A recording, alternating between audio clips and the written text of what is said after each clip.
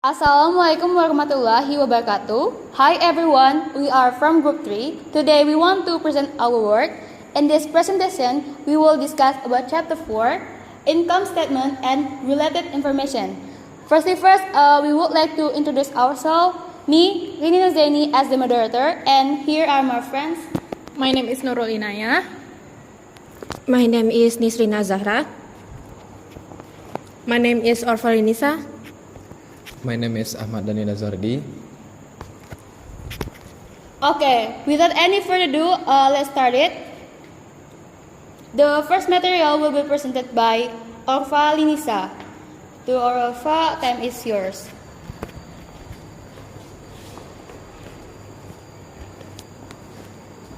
So the first is income statement. Income statement. Income statement is the report that measures the success of company operation for a given period of time. The business and investment community use the income statement to determine profitability, investment value, and creditworthiness. It provides investors and creditors with information that helps to predict the amounts, timing, and uncertainty of future cash flows. The next is usefulness of the income statement. The first is evaluate the past performance of the company. Examining revenues and expenses indicates how the company provides and allows cooperation to its competitors. The second is provide a basis for predicting future performance. Information about past performance help to determine important trends which, if they continue, provide information about future performance. The third is help assess the risk or uncertainty or achieving future cash flows. Information of the various components of income, revenues, expenses, gains, and losses highlights the relationship among them. It also helps to assess the risk of not achieving a particular level of cash flow in the future. The next is limitation of the income statement. The first is companies omit items from the income statement that they cannot measure reliability. Current practice profitability recognition of certain items from the determination of income, even though the effect of this item can arguably affect the company's performance. The second is income numbers are affected by the accounting methods employed. One company may depreciate its planned asset on an accumulated basis, another chooses straight line depreciation. The third is income measure involves judgment. For example, one company in good faith may estimate the useful life of an asset to be 20 years, while another company uses 15 years estimate from the same type of asset. The next is quality of earnings. What is earnings? Management. It is often a defined of the planned timing or revenues, expenses, gains, and issues to smooth out bumps in earnings. In most cases, companies use earning management to increase income in the current year at the expenses of income in future years. That's all for me. The next topic is content and format of the income statement. Okay, thank you for the material. So the next material will be presented by Nisrina Azzahra. To Nisrina, time is yours.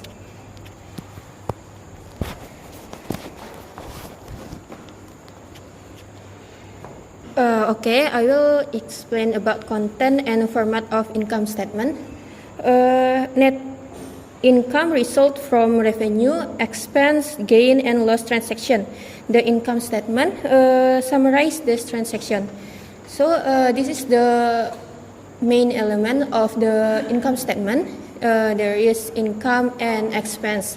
The revenue is arise from the ordinary activity, and gains is other item of income and may or may not arise in the ordinary activity in the company. The second one is expense. Expense includes by two. The first one is expense from the ordinary activities, and the second one is loss, other item of expense and may or may not arise from ordinary activities.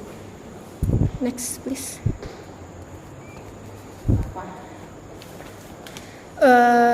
This is intermediate components. The first one is sales or revenue section. This is present sales, discount, allowance, returns, and other related information. The second one is cost of goods sold. Cost of goods sold show the cost of goods sold to produce the sales. The third is gross profit. Gross profit is revenue less cost of goods sold. The next is selling expense. Selling expense is report expense resulting from the company's effort to make sales. And the next is administrative or general expense. Reports expense of general administration. The next is other income and expense. Includes those most other transaction. And next is income from operation. Income from operation is company result from normal operation. And financing cost is a separate item that identifies the financing cost of the company. Hereafter referred to as interest expense. The next is income before tax. This is the total income before income tax. And next is income tax. Income tax is a short section reporting tax levied on income before income tax. The next one is income from continuing operation. This is the company's result before any gains or loss on discontinuous operation. And discontinued operation is gains or loss resulting from the disposition of a component of a company. The next is net income, the net result of the company's perform over a period of time. The next is non-controlling interest, the present and allocation of net income to the controlling shareholders and to the non-controlling interest. And the last one is earning per share or per share amounts that are reported. This is the format of income statement. First, we have to calculate the net sales by sales revenue less sales discount, and then we deduct the with cost of goods sold, and then we got gross profit. And then we also calculate the all of expense, includes selling expense and administrative expense. Also the other income and expense, and then we got income from operation, and we also deduct with interest on bonds and notes, and then we got income before income tax, and then we deduct with income tax, and we got net income for the year. This net income attributable to shareholder of company and non-controlling interest. Next. This is condensed income statement. Company only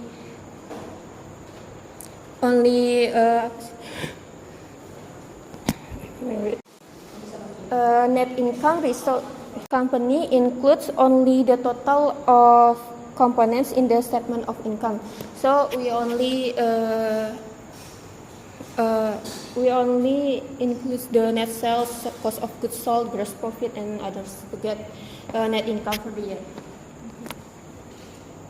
That's all for me.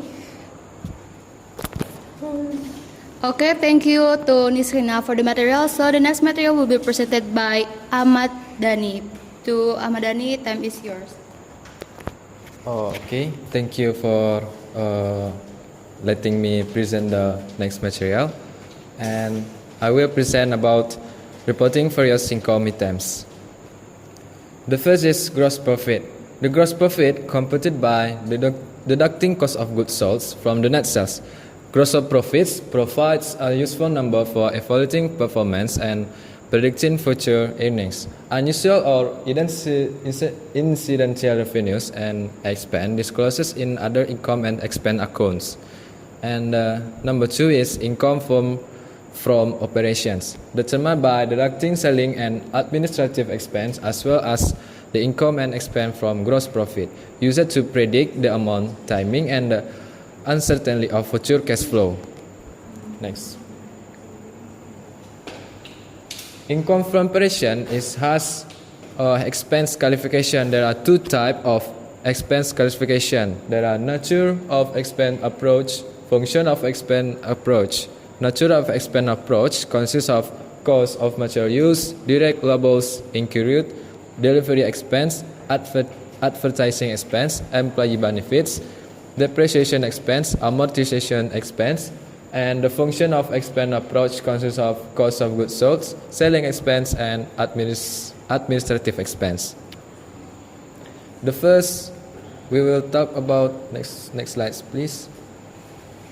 The first, we will talk about nature of expense approach. The nature of expense approach is simply to apply because we don't need to classify it by its function because it's not necessary. Using a nature of expense methods enables manufacturing organization that must allocate cost to the products produced to report expense without making arbitrary allocation. Next, please. And this is how we use nature of expense approach. We just need to, we don't need to allocation by its function. We just need to put it by its names. Next, please. And the second is function of expense approach. This is generally used in the practice and often viewed as more relevant.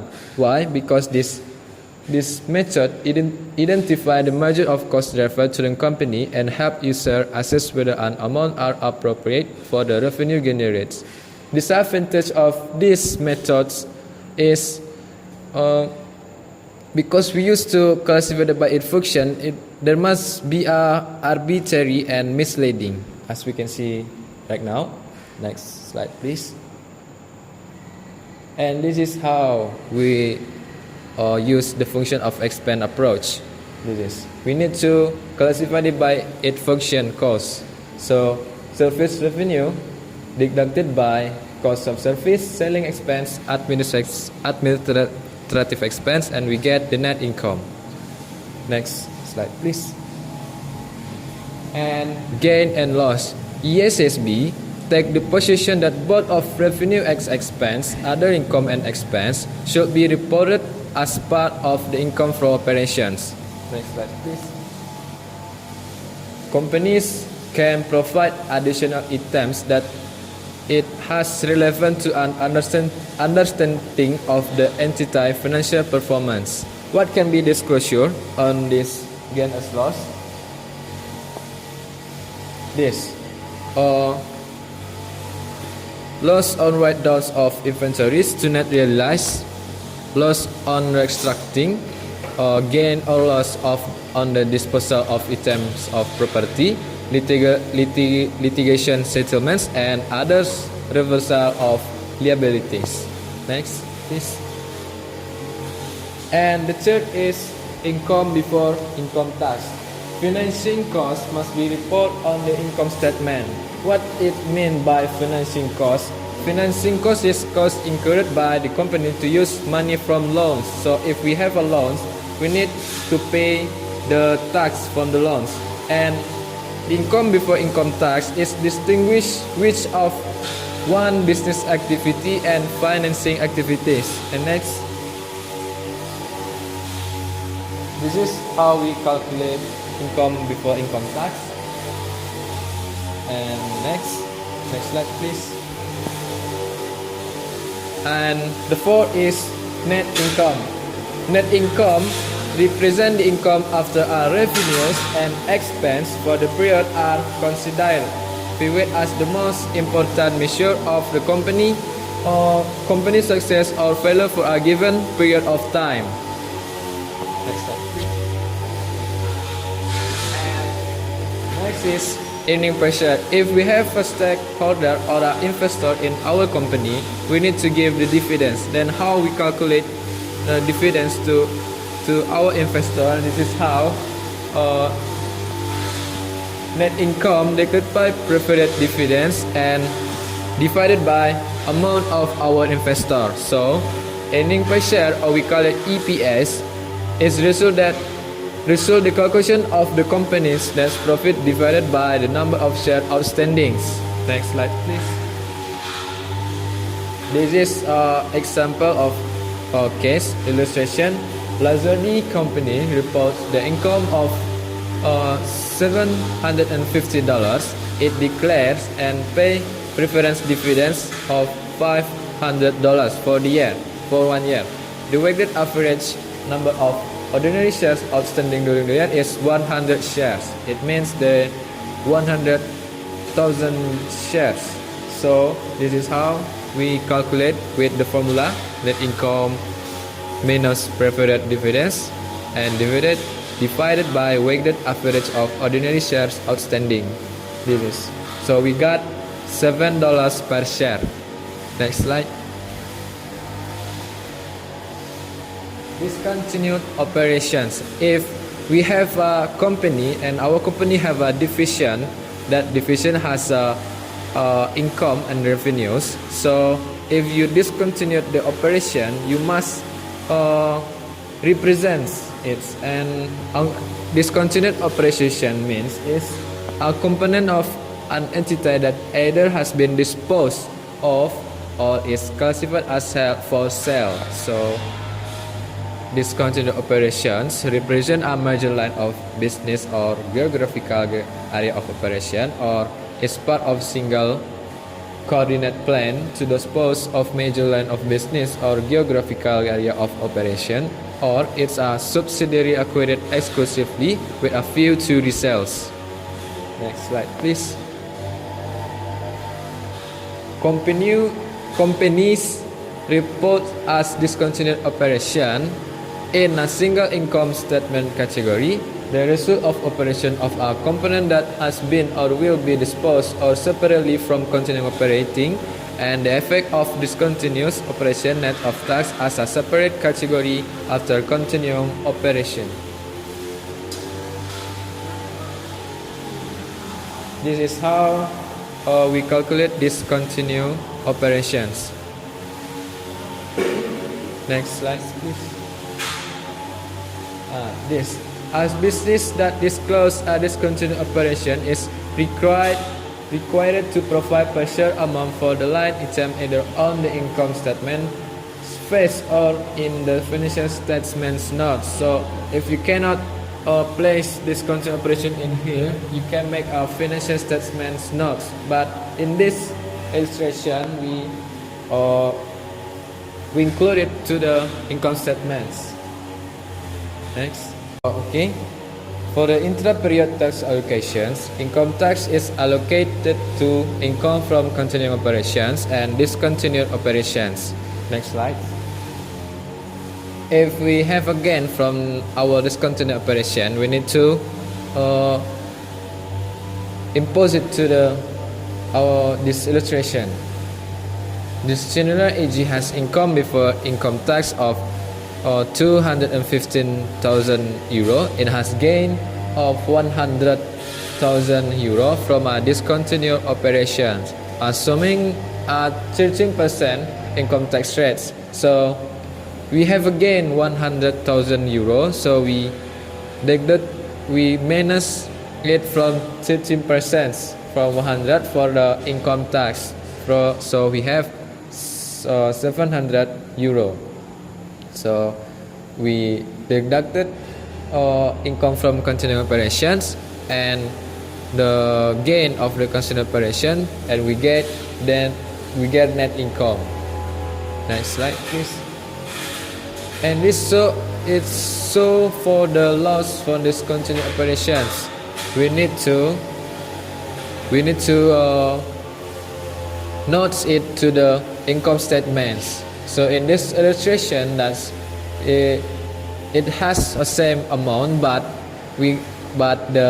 this company, it has a loss amount of 100,000 euro from a discontinued operation. So this is affect the income from continuing operation become decrease. So we got a loss from discontinued operation, but we need to deduct it with this tax reduction. So we get net income. Next. Okay, for the last is allocation to non-controlling interest. The portion of equity net assets interest in a subsidiary not attributable to the parent company. This is how we calculate. This is illustration. When a company prepare a consolidated income statement, IFRS requires that net income to be allocated to the controlling and non-controlling interest. This allocation is reported at the bottom of the income statement after net income. Okay. The summary, this is the summary. Next slide. And thank you for the time. I will get back to the moderator. Thank you, Danny, for the material. So we next to the next material is learning object 4. Will be presented by Nurul Inayah. To Nurul Inayah, time is yours. Okay, thank you so much to the moderator. For this material will be presented by me. Next slide. Okay, changes in accounting principle. The first thing I want to explain is what is accounting principle. Accounting principle are certain principles, basis, rules, and practices that an entity applies in the preparation of financial statements. Okay, these changes in accounting principles occur frequently because of so many factors, such as important events or conditions that may be in dispute or uncertain statement debt. And then changes in accounting principle include change in the method of inventory pricing, such as from FIFO to average cost, and also from an existing accounting principles to the new one. This is the illustration of calculation of changes in accounting principles based on 30% tax rate. Next slide, please. Okay, the next material is changes in accounting estimates. Changes in accounting estimates are inherent, but the first thing I want to explain is what is changes in accounting estimates.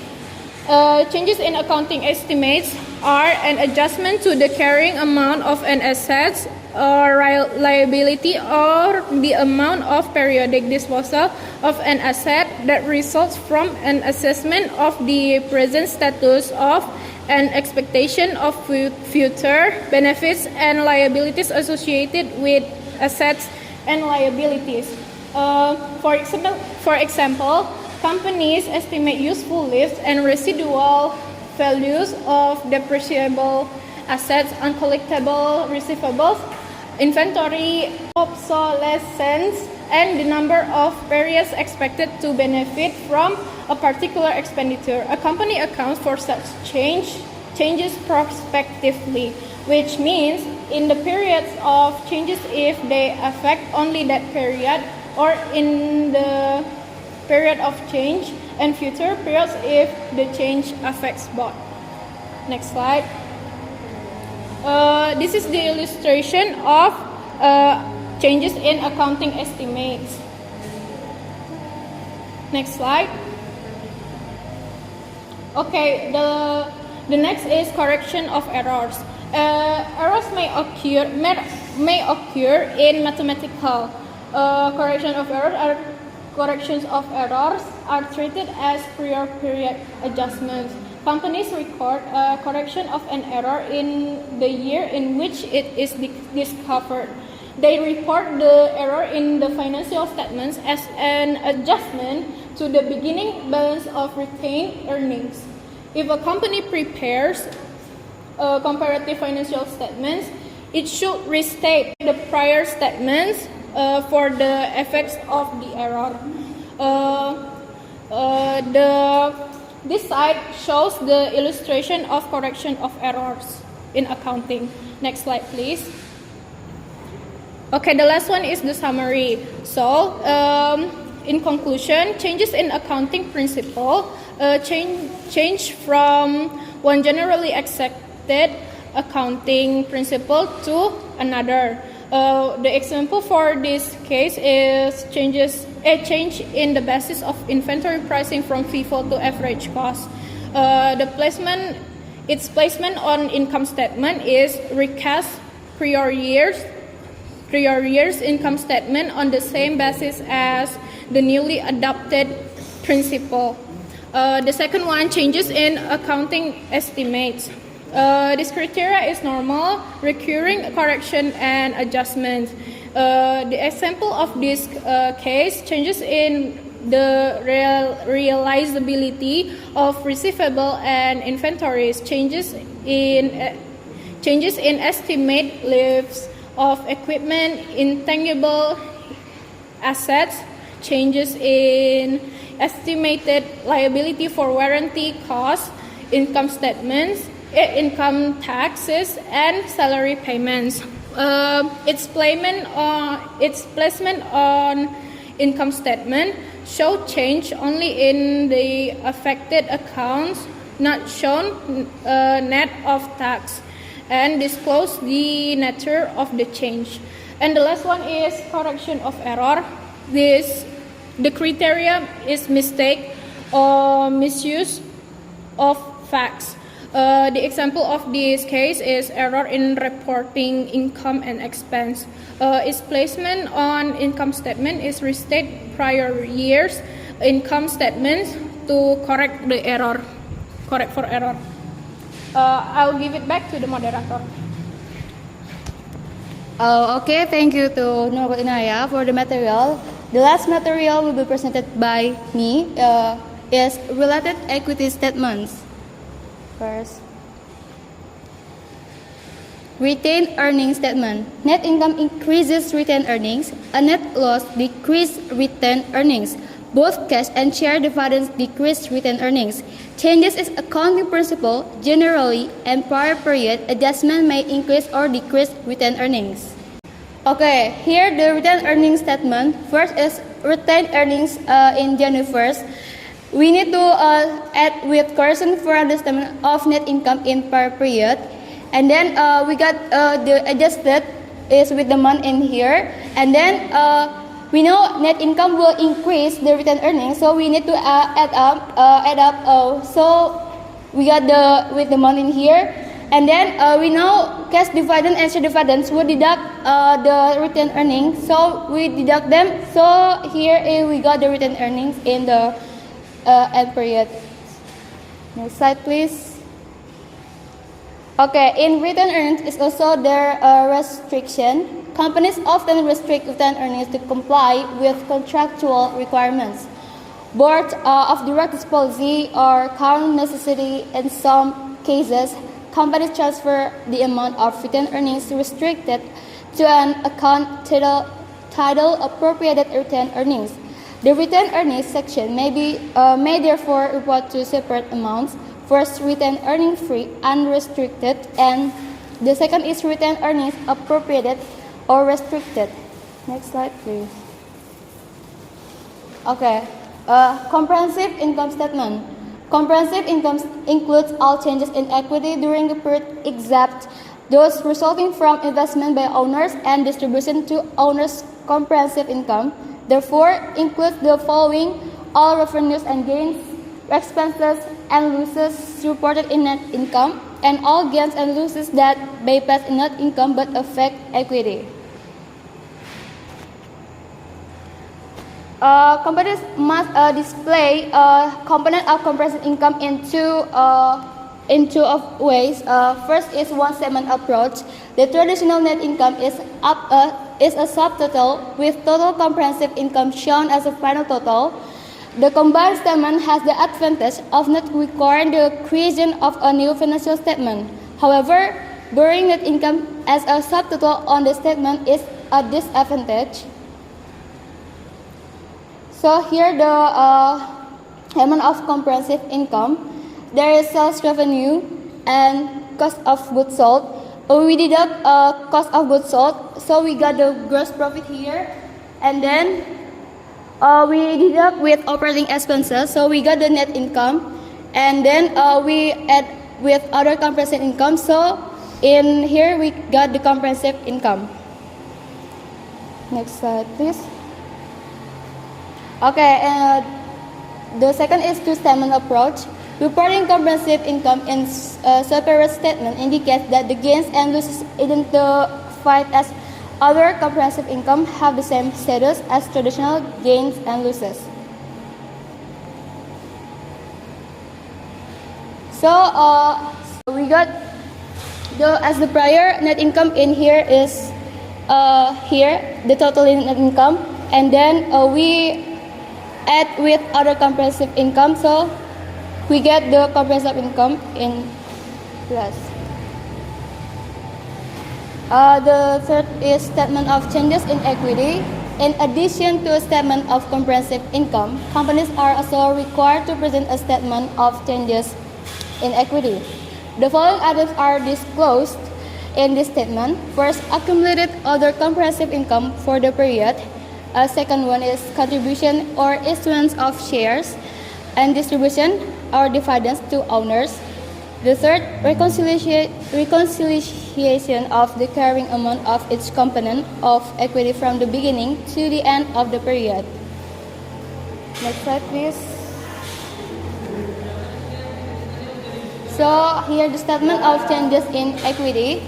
In here, in beginning balance, we sum up of the retained earnings, accumulated other comprehensive income, and share capital ordinary, and then we got the total in here, and then we sum up with net income, and then deducted by with dividends, and then we add up with unrealized holding gain on net trading equity securities net of tax, so we get the ending balance in here. Okay, here the statement of financial position. So here the equity, there are share capital ordinary, retained earnings, and accumulated other comprehensive income, and then we sum out all of them, so we got the total equity in here. Okay, that's all presentation for today. Thank you for listening. May all those we have shared be beneficial for all of us. Thank you. Wassalamualaikum warahmatullahi wabarakatuh.